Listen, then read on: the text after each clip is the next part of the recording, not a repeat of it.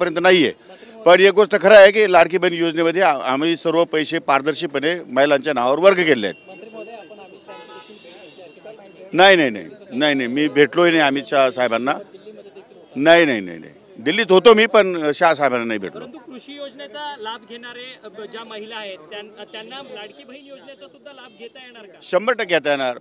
लाडकी बहीण योजनेमध्ये दोन ठिकाणी लाभ घेता येणार नाही, एकाच गोष्टीचा दोन ठिकाणी लाभ घेता येणार नाही, म्हणजे माहेरचं आणि सासरचं एकच नाव आहे, दोघी एक नाव दोन ठिकाणी लाडकी बहीण योजनेमध्ये बसू शकत नाही।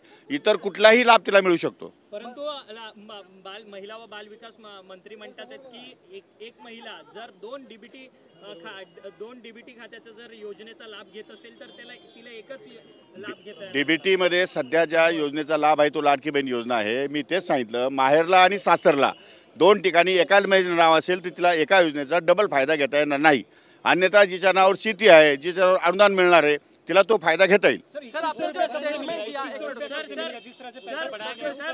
वो चीफ मिनिस्टर और डेप्यूटी चीफ मिनिस्टर बात करेंगे, वो बात कर रहे हैं, उनसे आप बात करिए। सर, कृषी कर्ज शेतकऱ्यांचं कर्जमाफी करण्याची घोषणा मुख्यमंत्री म्हणजे आताचे जे मुख्यमंत्री वो सब ऊपर के लेवल पे काम चल रहा है।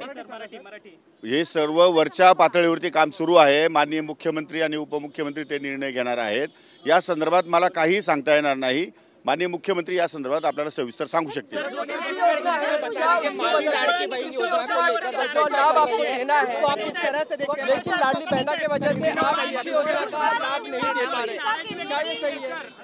तो प्रश्न माझ्याकडून तो प्रश्न संपलेला आहे। मला पक्ष पातळीवरनं सांगण्यात आलेलं आहे की त्याच्यावर भाष्य करायचं नाही। पक्षांतर्गतचा विषय आहे, वरिष्ठ पातळीवरचे लोक त्यावर निर्णय घेत आहेत। वरिष्ठ पातळीवर चर्चा सुरू आहे, त्यामुळे तो विषय माझ्या दृष्टीने महत्त्वाचा नाही, गौण आहे। तो विषय संपलेला आहे।